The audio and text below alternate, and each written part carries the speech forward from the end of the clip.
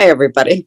This is Dr. Cynthia Toolin-Wilson, and tonight I'm here with two people, Deacon Gerard-Marie Anthony and Dr. Sabine Heisman, who have written a very interesting book, The Deacon and the Doctor, A Prescription for Navigation of Child Loss. And how are both of you today? Good, good. Thank you for having us. Yes, wonderful, wonderful. This is a topic of great interest to me. So I think it will be a very enjoyable interview. Could I get one of you to start us with a prayer? Sure. Yeah. In the name of the Father, and the Son, and the Holy Spirit. Amen. Amen. Lord, we thank you for this wonderful day and for this opportunity to be able to talk and bring peace to those who hear us. We ask you to bless this time, that all the listeners who are here will be able to know of your love, your goodness, and that you walk with them during all of these times. We ask you to bless our conversations, that it may uplift those who listen to us, so they may know of your love. And you keep us always in that love, O Lord. We ask this, the intercession of our dear Mother Mary, and in Jesus' name, amen. Amen. In the name of the Father, Son, and the Holy Spirit. Amen. Amen. So it's an unusual combination, a deacon and a doctor writing about child loss. Yeah. So I'm very interested in hearing what it was that led you to write this book. Well, I guess I could start with that. So like you mentioned, my name is Dr. Sabine Heisman. I'm a clinical psychologist. And my area of specialty is I work mostly with children, pediatrics, doing neuropsych assessments. But in 2016, I suffered a miscarriage, twins. And at the time, my husband and I could not find anywhere to bury them. We tried all our local resources and parish resources, but there was no one who knew what to do with the remains under 28 weeks of a baby. And my husband, in a desperate attempt, kind of reached out to everybody and found Cara Palladino, who runs A Mom's Peace, which is a nonprofit organization that she started to help families who've gone through miscarriage and stillbirth have a place to bury their children. And the Benedictine sisters out in Linton, Virginia, had a dedicated space, St. Andrew's Cemetery, that she uses to bury the remains of miscarried and stillborn children. And that's where Deacon and I met. He helps with a lot of the burials, and I provide some psychological resources to the families who've lost children through miscarriage and stillbirth. And then what we realized after some time was that there weren't a lot of resources out there for families who've lost children this way. And we decided, how fun would it be, how useful to have a book that has both a spiritual and a psychological, a medical, a science perspective to help guide families after miscarriage and stillbirth experiences. And that's kind of how this book got started. It's the two different perspectives, the faith and the medical model, kind of coming together in a dialogue to help the families. That's beautiful. Yeah, and it was absolutely amazing. The doctor and I, so I'm Deacon Gerard-Marie Anthony, we both have hearts for helping people. And from a pastoral perspective, this is where I wanted to really contribute. We've written a few articles together before, just trying to be able to bring comfort to people who have experienced this. The book in and of itself, we were like, yeah, we want for something to be out there where everything can come together. I know for me personally, my sister had a miscarriage, and it was somewhat of the same thing. I was running into A Mom's Peace, and I said, wow, as a deacon, this isn't really exposed a lot to a lot of clergy. What's a way as a deacon, because I was dealing with my sister, I said, how can I help? And I realized from starting there, I've done so many funerals, but more important, pastorally, I wanted for people to know that the church is there with them during these times. And so I also have an invested interest in helping other clergy to get involved with this too, because 1 in 4 children are miscarried. So it's pretty much a pastoral issue in every parish. So we have to, as a church, to be able to walk with people, things like that. So that helped motivate me as well to want to work with a wonderful partner and Dr. Sabine here to help write this book. Mm-hmm. 1 in 4 is a staggering number. I had no idea it was that high. It is. It's 1 in 4, and the numbers are actually probably even a bit higher than that, according to the CDC. But that means that there's, in every single parish in the diocese, there's 1 in 4 families who have been touched by this in one way or another. And then if you know someone who's had a miscarriage, that number goes even higher and higher. But it's something that's not really mentioned that much, in the church community. And that's also something we wanted to kind of bring to light a little bit, because it helps families to know that they have the support of their parish and their community behind them. Yeah. My eldest daughter had a miscarriage of her second child. And, there was a priest at the burial, and the priest had baptized her in the hospital. It was baptized the baby. But there was never anything after that. So I get the idea of what you're saying, Yeah, the community aspect is something that's important, and it's one of the chapters in our book, actually. So there's the burial aspect of it.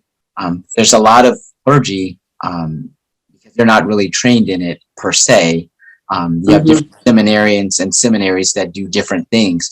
But as a whole, this issue, even like, say, for example, in marriage preparation, it may not be mentioned. I mention it when I do marriage prep. And sometimes, and some of the couples that I've worked with have miscarried, they actually have thanked me because it wasn't so much of a shock. It's still sad, of course, but it wasn't as much of a shock, especially as we were deciding those statistics with 1 in 4. But the community accompaniment, but also the pastoral accompaniment, and then also the individual being able to acquire this road to being able to navigate childbirth and child loss. That is something that we really wanted to focus on. Some things that are out there, they may talk about best, say, for example, well, here's some people that have experienced it. We wanted people to be able to know that, okay, there are resources, there are things to look at, there are ways to continually to move forward on the journey. And I love this quote from St. John of the Cross, where he says, happiness is not a destination, but it is a journey. And we want people, God has made us for happiness, for joy, telling us that I've told you these things so my joy may be in you and your joy may be complete. We want to be able to have this as a stepping stone so that even through this horrible tragedy and trial, we'll be able to help people on this journey to find the Lord in all of this. And, something else that was really important for us is for a lot of the women that we work with, a lot of the families, when they're going through the miscarriage, there's also, people don't know what to say sometimes. And sometimes you're faced with people saying misguided, positive things that they think will be helpful. That's actually sometimes does more harm than good. And so we have a whole chapter of helping these families respond to people when they say things, such as, at least you can get pregnant, or at least it was an early loss, and these were all said to me after my miscarriage and to many women I've worked with. And so it's like, what do you say to that? How do you help someone navigate someone who says that in the community? Their intentions are good, but how do you talk about something that is still not discussed very openly, So we also kind of add some resources for that as well. Yeah. Oh, I'm sorry. Oh, no, I was just going to say, yeah, we have those comments, and, there's some humor in it because they have been said to us or we've heard them or something like that. Because at the end of the day, everybody, as Dr. Sabine was saying, they have good intentions, but they may not realize, like, oh, yeah, maybe there is another way. Even just sometimes just being there instead of trying to say the right thing, just being there, that can be a good step. So. Mm-hmm. Yeah, it's just interesting when I think back. Of course, this was many years ago, 19 years ago. She would be 19 now, and I remember how traumatized my daughter was, and she was like, where do you think she is? Mm-hmm. So I'm a theologian, and it's like, great, I don't have the answer to this, but I said, I believe she's with God, if you live your life the way you should, as you always have, then you'll see her again. And she was dumbfounded and just stood there and looked at me. It's like, do you really believe that? And I thought, it's something, you're right. It's something that's never discussed, not in regular families, not in communities, and certainly not, I've never heard anything like that in a mass, in a sermon. And, and that's one of the biggest issues that I had as well after the miscarriage. And I've talked to so many women about this. It's, you are physically traumatized from the physical process of losing your child. You are emotionally traumatized. And so many women go through physical symptoms, loss of sleep, insomnia. They have all of these traumatic symptoms that they don't understand. There's anxiety, there's depression, and they're often not addressed because having a miscarriage or a stillbirth is sometimes still not viewed as traumatic, even though it absolutely is from every medical, spiritual, psychological perspective. But that question comes up a lot as to where do the babies go, right? Especially for those who didn't have time to baptize them. And I agree with you. There is no way that I, think that my children are anywhere but heaven. Right. And, even that can be controversial sometimes, but Deacon has a beautiful way of speaking to the families to ensure them that the babies are in the arms of, of God. And that is comforting. Mm-hmm. And that's where, that's the hope, because I think the spiritual trauma, where we can entrust them to the merciful arms of our loving Father. The Catechism actually says this. 1261. So this isn't just us, especially since you're saying you're a theologian. Mm-hmm. Says, as regards to children who have died without baptism, the Church trusts them to the mercy of God, as she does in her funeral rites for them.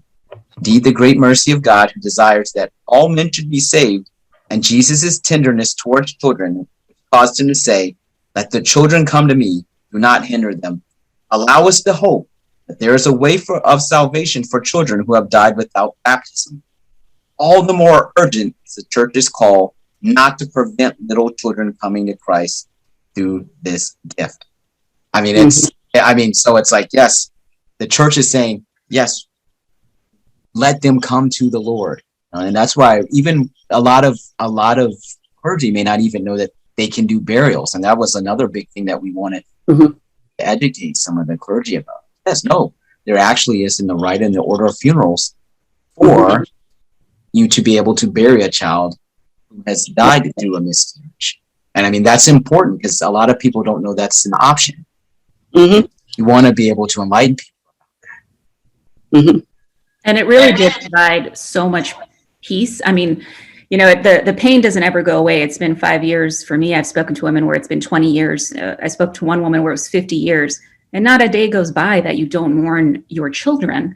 But to have a place where you can go and sort of be with them, at the burial, at the cemetery, is so meaningful and so important that it has a very powerful and healing effect as well. So to know that, to have women and even clergy members know that this is something that they can do, that they can offer a service, through the church and the community, is critical for these families.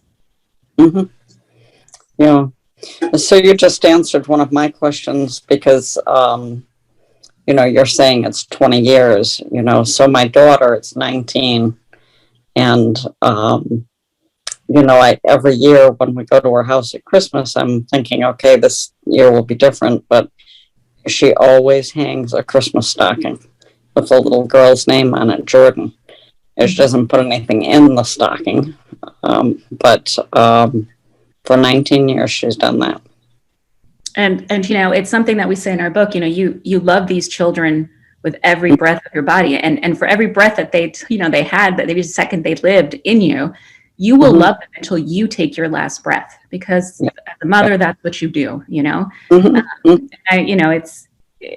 it's a bittersweet kind of pain that you endure after the loss of a child. But people think you forget, people in some cases have said, aren't you over this yet? And yes, like, exactly. As a mother, you don't forget your children, no matter where they are. So it's something that stays with you, which is why it's so important to have that community support. And that's also good with the just what Dr. Sabine was saying, like a mother does not forget her child. That's something beautiful, as Fulton she would say, because a mother's love like that is how God loves us. As it says, as a mother loves her child, even if the mother should forget her child, I shall not forget you. God loves us in that, and that shines beautifully through the mother's love for her child. Even if the child was miscarried, she still stays his mother, and she magnifies and exemplifies God's love for that little one and for all of us in a beautiful way. Thinking back to the Christmas stocking, I'm thinking, and I'm not a psychologist, but I assume that the intensity of that pain reduces over time. I mean, it must probably still be up and down, like at Christmas or birthdays or something, it would be big. But I was appreciative of what she did by putting up the stocking every year, because she has two other children, and so there's a sense of family, and you'll hear them say, well, and my sister died, so there's it's not just the disappearance of a medical accident of some sort, and you just go on and live a normal life. That would not be normal if you did that. But, and that's something that we discuss a lot in the book, because people need to understand that after the loss of a child, you start living a whole different life, one with a foot on earth and one with a foot in heaven, if you're religious. And you are still a mother to those children in heaven as much as you are to your children here. And so it's important psychologically for that healing to kind of accept this new aspect of your life, but to remember that child and to commemorate them, because they lived, and they were of value and they're part of the family. My son, prays for his brother and sister all the time, and we still talk about them, especially holidays. But in respect to your question about does the pain soften, it does change and it does soften. It never goes away. Right. But it becomes a part of you that in some cases is sometimes beautiful, because it is a connection unlike anything else, and to have that is really important. But I think the biggest concern also is mothers sometimes forget that pain and that trauma can lead to psychological issues as well, if not treated, right? So we have seen cases where, it doesn't just kind of soften, it gets worse and it becomes, complex grief or PTSD.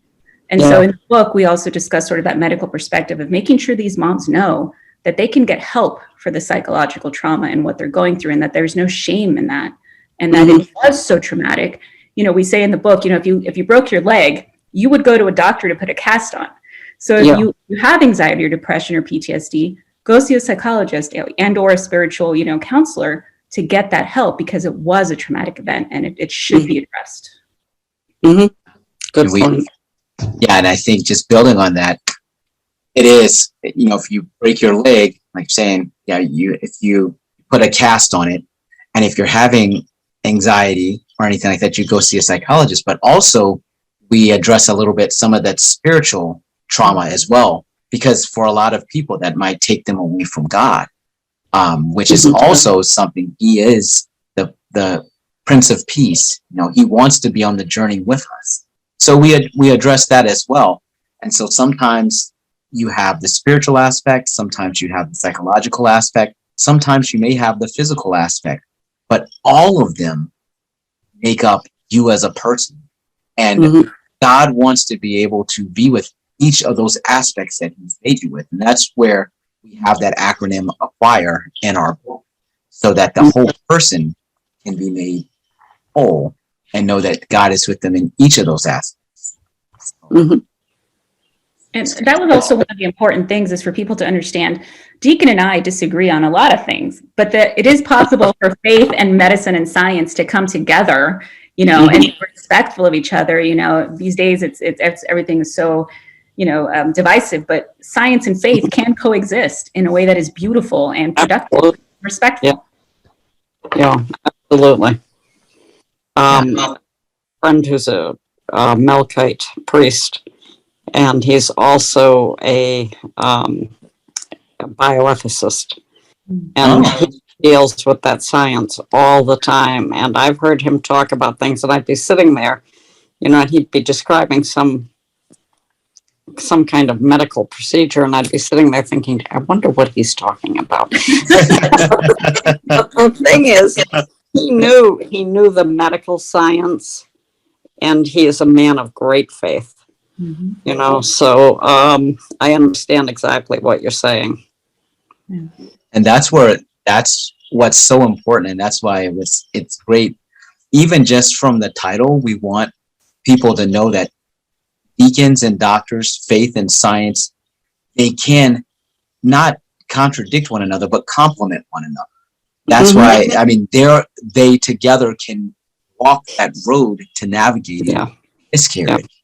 And even because you're talking about a Melkite priest, there's another priest, he's in the Roman Rite, Saint Bernard. He has this beautiful quote. A lady, this was back in the 1200s, a lady had suffered a miscarriage. And we put this in our book.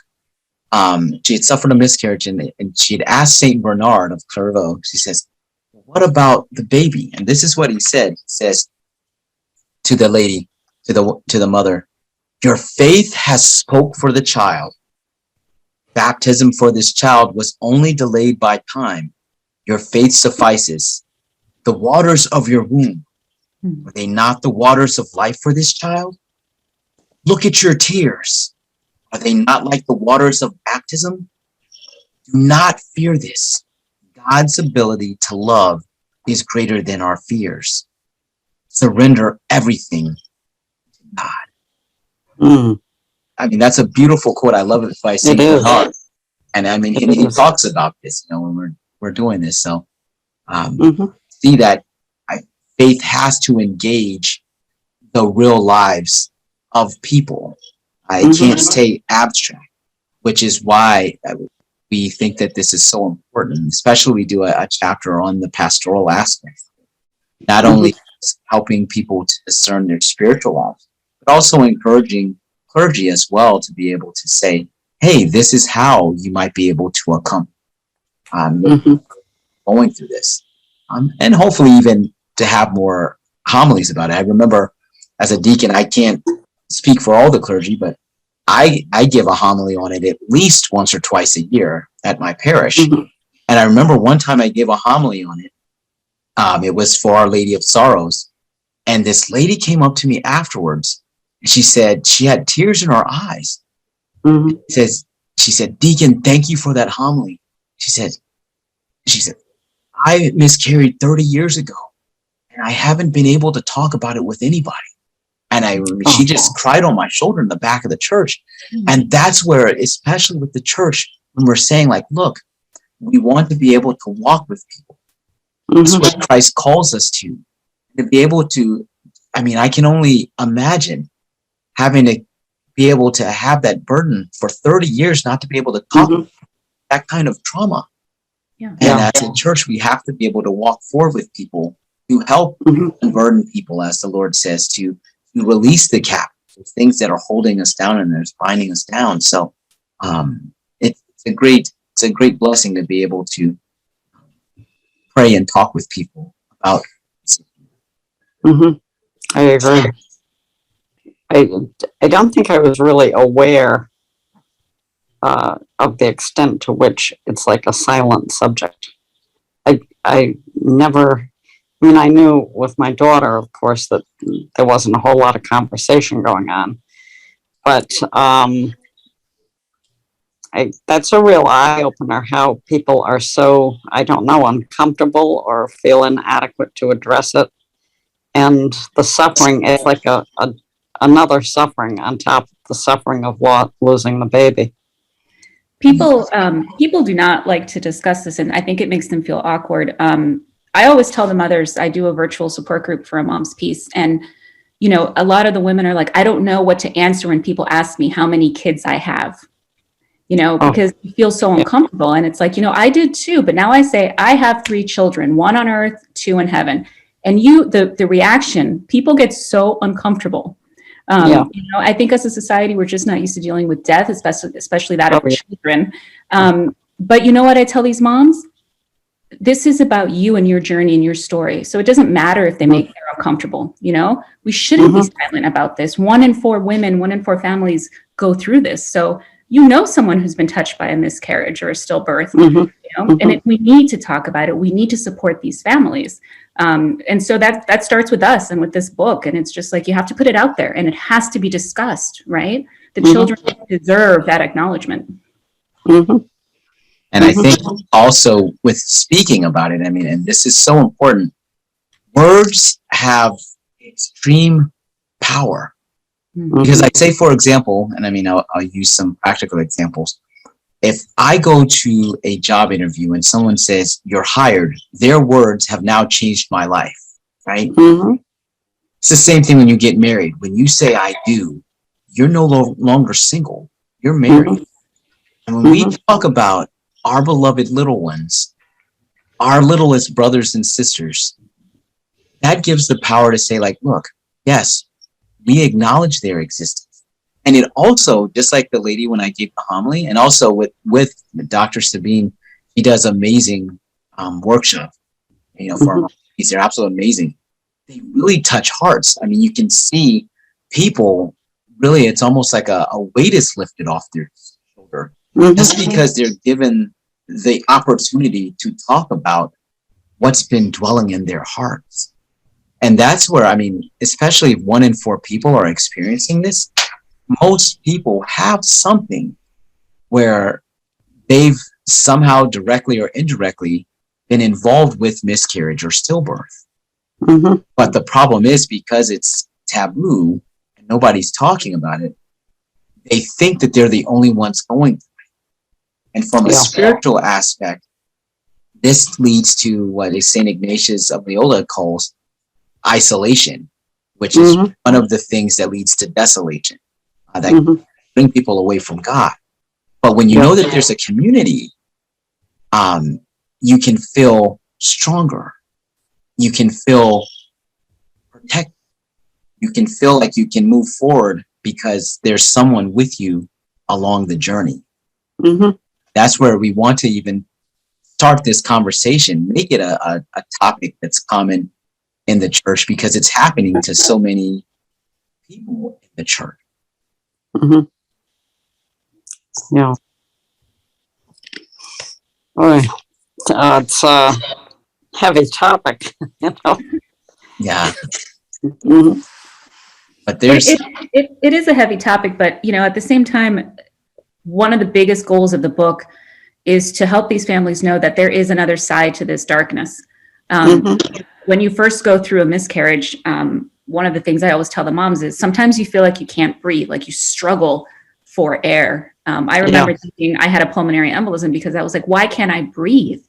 And it was just because you couldn't catch your breath from the trauma. And so for these women, I want them to understand, in the families, the fathers, the husbands, the grandparents, everybody, there is a darkness when you first lose a child. But over time, and with help and with resources and with support, there is another side to this where you can learn how to live again and how to breathe again and how to thrive. You'll never be the same. And, you wouldn't want to be, because you want to remember those beautiful babies and say their names and acknowledge them. But you do survive the loss. It will change you, but you will learn to thrive again and breathe again. And, so we do like to be hopeful in the book about getting them sort of from that place of darkness to an acceptance of the fact that, life's going to look different, but you can still find the beauty in the bittersweetness of it all.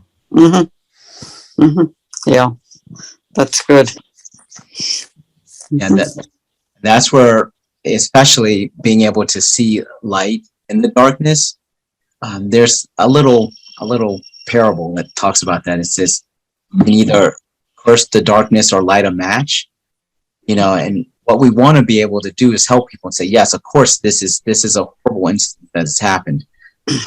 But we want them to be able to see lights that may be coming from this. God always draws good, even from the worst evil, especially as we're about to approach Holy Week, and we're in Holy Week. The worst evil ever, God brought about the greatest good. And God, because he can bring good out of the darkest darkness and shine his light, we want to point people to ways to see that light, to continue on that journey. Because remember, happiness is a journey. Yeah. And that's what we want to keep people on. Well, there really is something to be happy about, and which I tried to talk to my daughter about, because even though the baby is not here, the baby is alive in the next world, and that's that would not have happened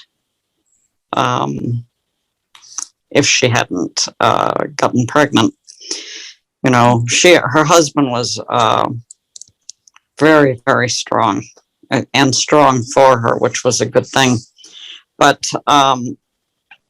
there is great sadness there, but there is also the fact that there is life, just not here. But people have to be pretty religious to get that point, so. Yeah, it's interesting because my husband, who, he was with me through this whole process.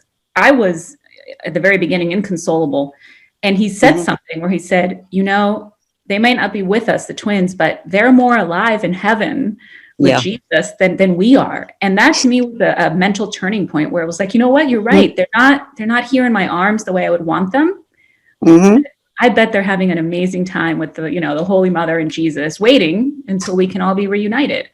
It's a beautiful way to conceptualize it, right? They're not maybe how we would like them here, but if you do have a spiritual belief or background, you'll see them again, and it's not the same, but time is a veil. And it's nice too, because St. Paul says, what can separate us from the love of Christ? Neither toil, nor tribulation, nor even death, because all things are united in the love of Christ. And so you're right. And even I think from a religious standpoint, yes, we believe in the faith, but I think that even from everything else, even from a natural standpoint, we can still know that our little ones are with us. Just even thinking about the mind, the memory, that is a real presence. It's not the way that we're holding, but the way that shows that our little ones are not annihilated. They don't completely just suffer, they don't just completely just stop being annihilated and they not hear anything. So, I think there's also, and I'm trying to think, Dr. Sabine, I'm trying to think of the term with the cells in the heart, and that's what. Microchimerism.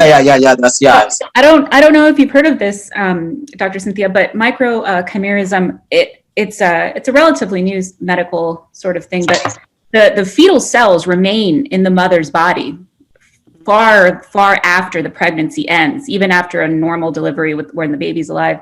The fetal cells remain sometimes years and decades after the pregnancy. Really? Yes. And so we wrote about that in the book.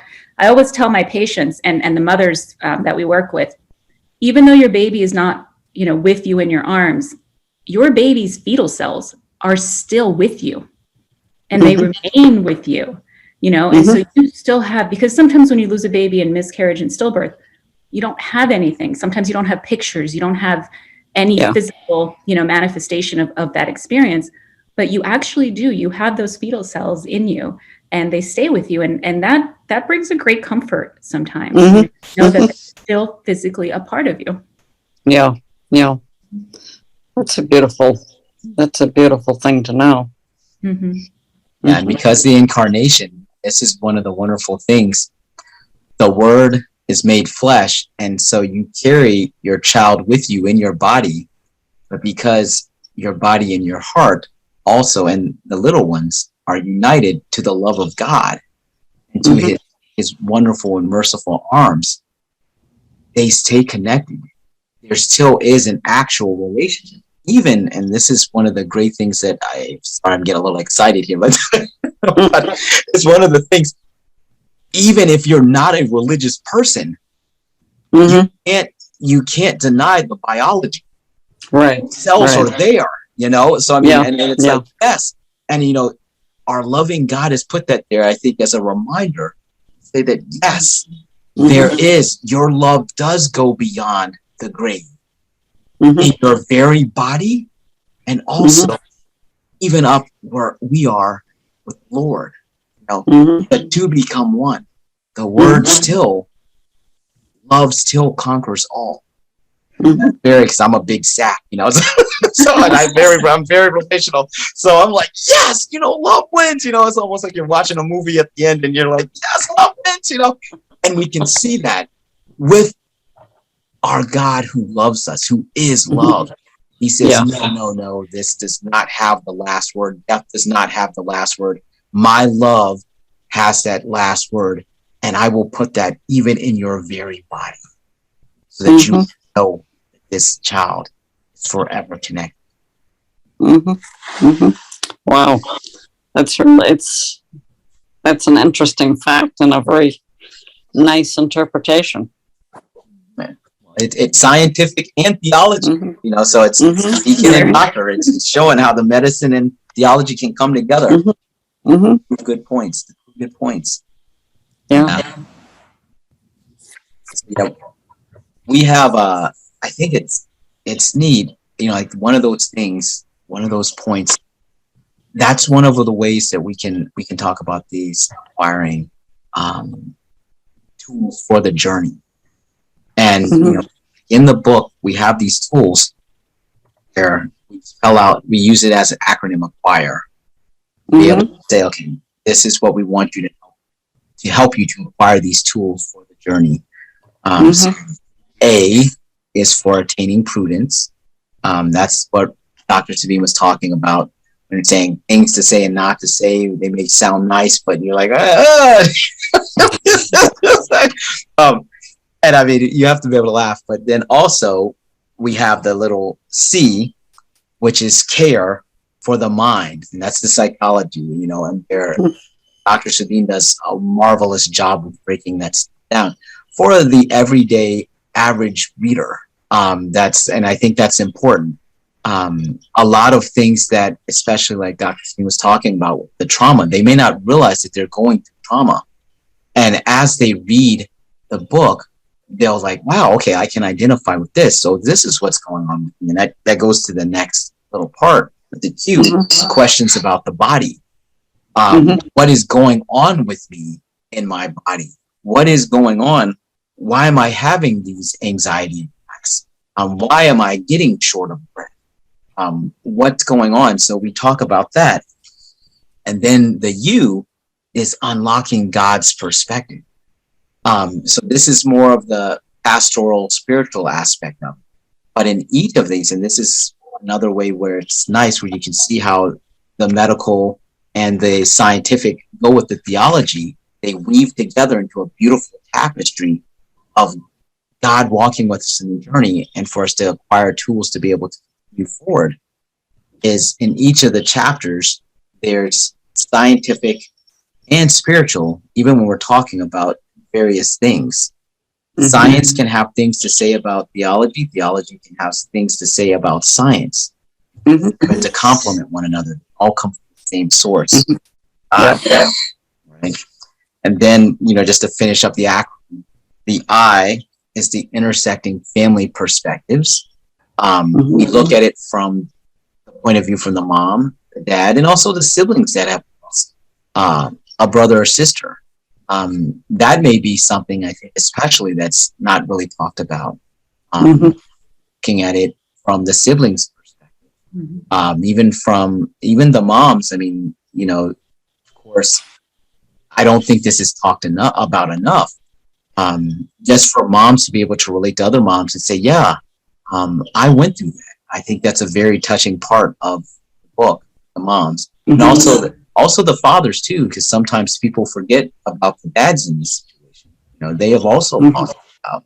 So we do that, and then the R's, relationship with others, how the community, and then we end with the E, with the engagement and healing. So have that A.C.Q.U.I.R.E acronym, which is acquiring those tools to be able to go forward in the journey. Wow, that's a good acronym. It's a lot packed into there. Yes. We unpack it. We unpack it in a wonderful way. So good. It's interesting what you just said about the fathers and the siblings, because you're right. I think that the focus is usually on the mother who's gone through this, as opposed to the father who, although not physically has gone through it, has gone through the same loss. And children, depending on their age, of course, could be looking forward to another brother or sister. It's, so it really is. I mean, I think the important point is it really is a huge family loss. It's not just one person. Right. And that's something we also discuss. We also have tried to give the father's perspective, and we try to give a guide as well as to what to say to the kids depending on their developmental level, right? Like you wouldn't tell a 4-year-old what happened in the same way that you would tell a 14-year-old. And so we add that in the guide, and also an acknowledgement to the dads. Sometimes the fathers, they don't know how to help and they don't know what to do. And so we kind of try and point them in the right direction. No one really knows what they're doing in this. And so it's nice to have a little bit of an instruction guide. Good. Yeah, so the dads can, and because I know that the dads want to be able to try to help their wives, and so we do try to give them some practical pointers and that as well. The book itself, we try to make it so that we can actually help people to do practical things, so that they can actually heal from that. But we really try to do a good job with making the ideas so that people can put them out. It's a very fleshy book in the sense that we take concepts which people may not even think about, but we make them real and apply them to real life. And we do it in an enjoyable way, a fun way. So I think people will really enjoy the book. Good. I think it will be very helpful to people. Hope so. Yes. Yeah, and it's nice when you have a bad experience yourself, but you're able to turn it into something good to help other people. Yes. It's a strength. That is the goal. Are there any particular worship guidelines, like you have prayers or? We do have near the end of the book in one of our appendices, there is an outline for the burial rites. The books themselves, so it will give them a guide on which books to use. So they have a blessing for the parents who have miscarried. We refer them to the Book of Blessings. That also includes a naming ceremony, which is somewhat neat. And then we also have the order of Christian burial, which we relate. So all of the section numbers and paragraph numbers in the Book of Blessings and the order of Christian burial are in the back in the appendices. So that way, even clergy, they can know where to look if they want to give a burial or if they want to give a blessing and stuff like that. So that we wanted to provide that as an aid to help the clergy. We really want everybody to walk together in all of this. That's good. So I think you've really thought of just about everything when you Yeah. go through that book. I'm like, well, I never would have thought of that, but that's a good idea. We hope so. Yeah, we hope so. Yeah, we have all different perspectives. We have terminology. We have practical real life situations. We have spiritual aspects.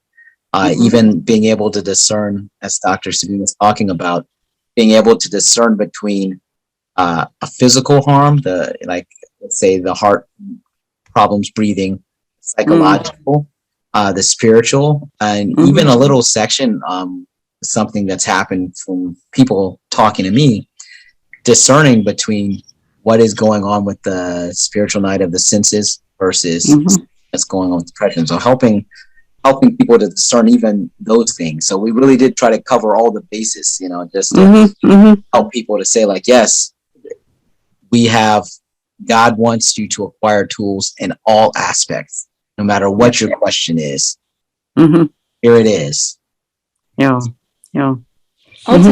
Ultimately, we hope that this book serves as a little bit of a lifeline to the families who've gone through this, because there is really nothing like this out there for families to kind of get a hold of right when they're going through this, because you don't know how to experience a miscarriage. No one talks to you about it. No one teaches you about it.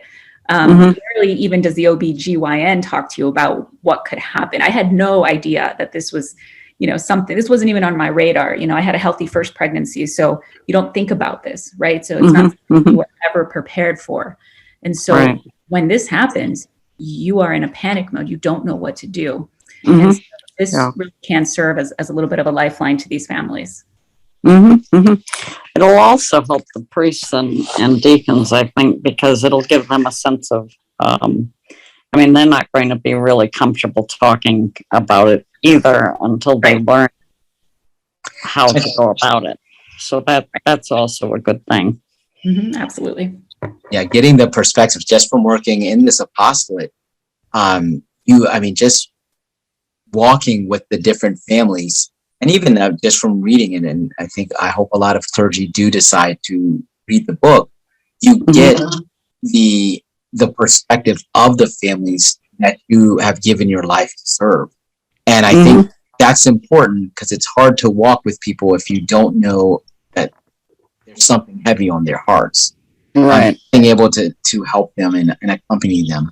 And that way we can switch from an accompany model, which is what the Lord wants us to do, the church is to do, to kind of just like, oh, okay, this is, quote, just another issue. No, it's not. What is going on is God wants to be able to be part of this issue. And as ordained clergy who have given our lives to serve the church, we must serve her in all things, including those things that are uncomfortable to talk about. That's true. Well, I think you've got a winner there. It's unfortunate that it's needed, but when you say 1 in 4, it's like that just blows me away. But it's obviously something that's needed by a lot of people, and you can do.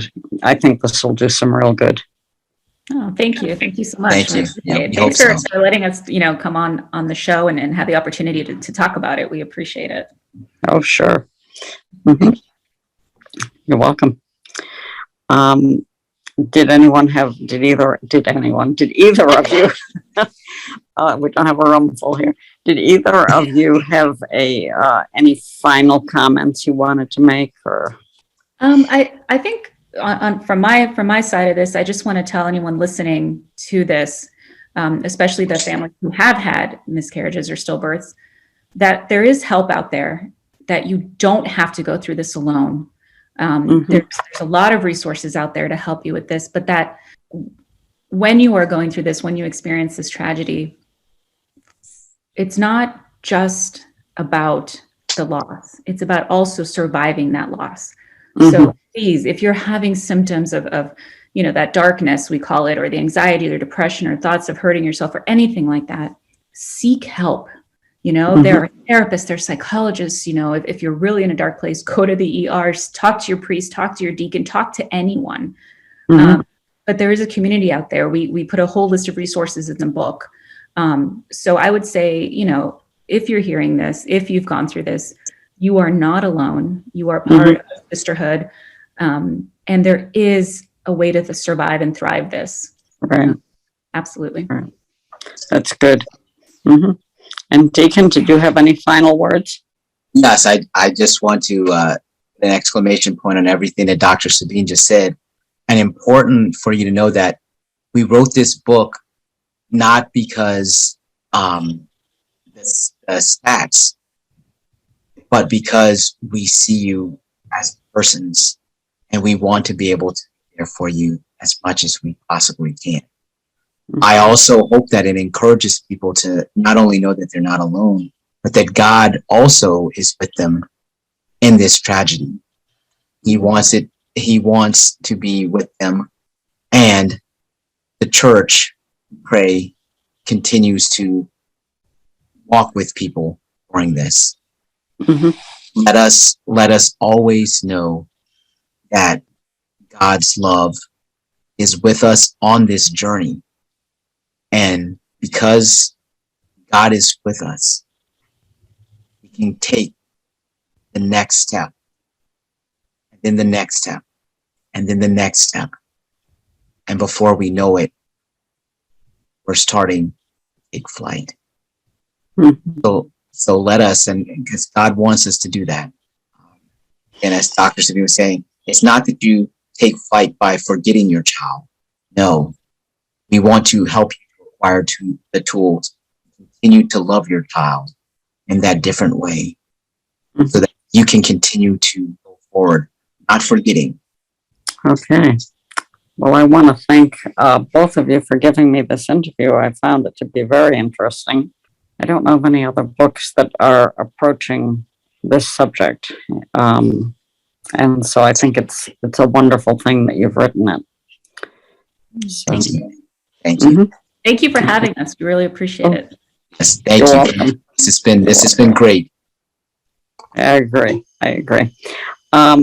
So, Doctor, would you like to close us in prayer since Deacon started us? Sure. This is usually Deacon's role, but I'm happy to try. Okay. Let's see. All right. In the name of the Father, and of the Son, and of the Holy Spirit. Amen. Dear Holy Family, we thank you for the many, many blessings in our lives. We thank you for giving us this opportunity to reflect together and to hopefully reach families out there touched by the loss of their children. We pray for our little ones in heaven and for our little ones here on earth, and that everyone may find that peace they so desperately seek.